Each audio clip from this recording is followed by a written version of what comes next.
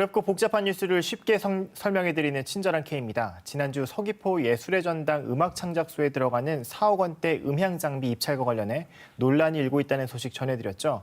오늘은 박천수 기자와 함께 자세한 이야기 나눠보겠습니다. 박 기자, 음악창작소 사업이 무엇인지부터 설명해 주시죠.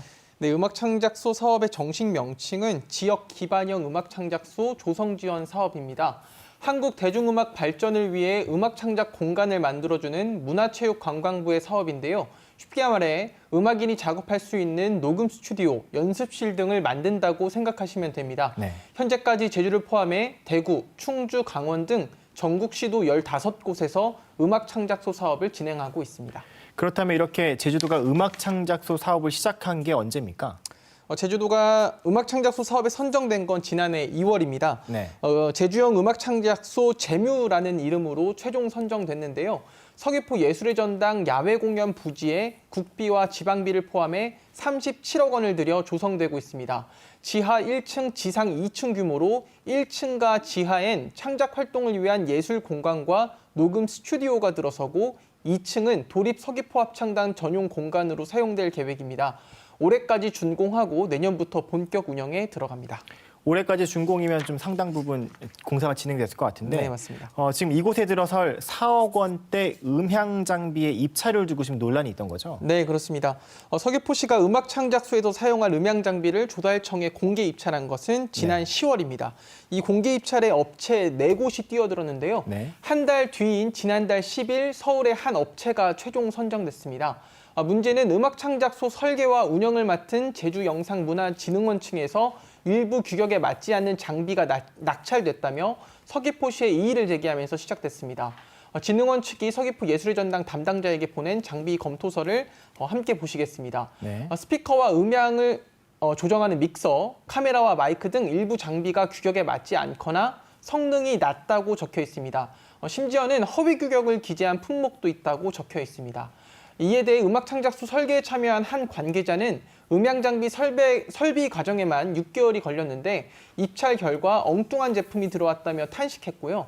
진흥원 측 관계자도 낙찰된 대로 음향 장비가 들어오면 아쉬운 부분이 있다고 말했습니다.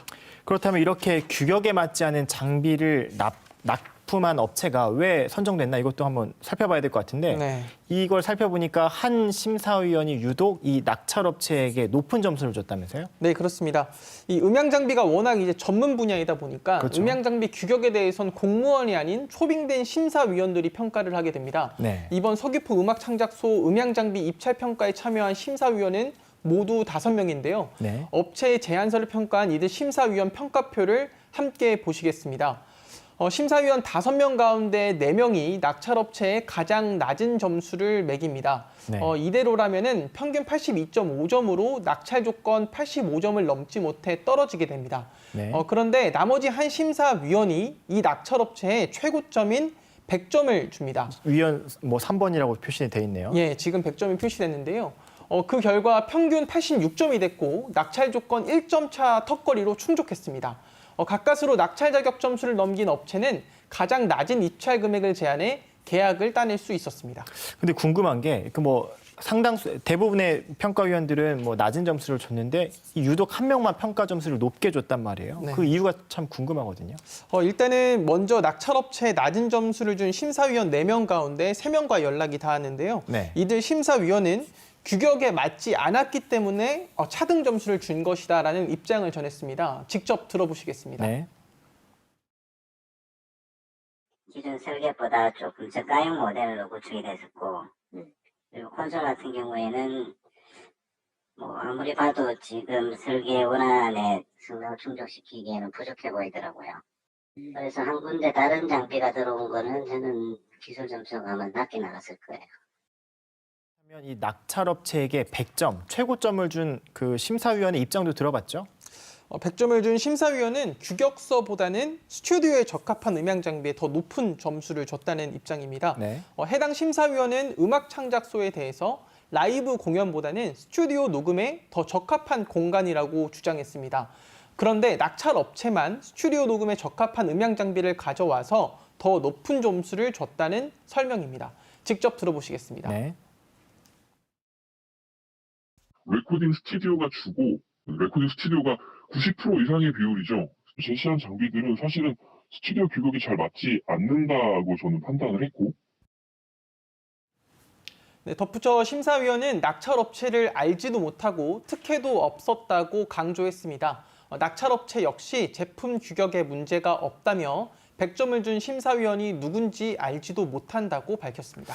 그렇군요. 뭐 나름의 이유가 있긴 한데 이렇게 만약에 평가위원회 말대로 음악 창작소가 스튜디오 녹음에 적합한 장소다라고 하면 평가에 뭐 크게 문제 없는 거 아닐까요? 이제 그렇게 생각하실 수 있는데요. 실제로 음악 창작소가 라이브 공연보다는 스튜디오 녹음에 더 적합한 장소일 수도 있습니다. 네. 그런데 주목할 점은 이 음악 창작소의 애초 운영 계획입니다. 음악 창작소 설계에 참여한 한 관계자는 스튜디오 녹음뿐만이 아니라 라이브 공연도 병행하려는 계획을 짜놨다고 밝혔습니다. 이에 따라 입찰 단계서부터 라이브에도 적합한 음향 장비 규격을 냈던 것이고 다른 업체들도 이 규격에 맞는 음향 장비로 입찰에 참여했던 겁니다. 설사 음악 창작소가 스튜디오 녹음에 적합하다 하더라도 심사위원회 평가는 이 운영 계획을 고려하지 않은 것이라는 지적이 나올 수 있는 대목입니다. 그렇군요. 어찌됐건 이 평가위원 한 명의 점수 때문에 이게 좀 뒤집혔다라고도 볼 수 있는 대목인데, 근데 사실 일반적으로 뭐 업체 밀어주기를 방지하기 위해서 네. 최고점 그리고 최저점을 뺀 나머지 평균값으로 이런 심사를 하지 않나요? 일반적으로? 네, 맞습니다. 이 부분 때문에 이제 저희도 취재를 시작을 했는데요. 네. 보통 이제 입찰 금액과 기술 평가가 한 번에 이루어지는 협상에 의한 계약은 최고 최저점을 뺀 나머지 점수로 평균을 내 낙찰 업체를 정하도록 되어 있습니다. 평가위원 한 명이 점수 몰아주기로 낙찰 업체를 정하는 등의 공정성이 훼손되는 일을 막기 위해서입니다. 네. 하지만 이번 사례처럼 기술 평가를 먼저 받은 뒤 가격 경쟁을 하는 규격 가격 동시 입찰은 이런 규정 자체가 없습니다. 그렇군요. 평가위원 한 명의 점수 몰아주기로 심사 공정성에 논란이 일 수 있는 대목인 겁니다. 평가위원들 역시 이번 입찰에서 최고 최저점을 빼지 않은 사실을 알지 못했다며 의아해했는데요. 관련해 서귀포 시는 법에 규정이 없어 최고 최저점을 빼지 않은 것일 뿐 다른 의도는 없었다고 해명했습니다. 그렇군요. 그러면 보도 이후에 서귀포 예술의 전당 음악 창작소 사업 어떻게 진행되고 있습니까?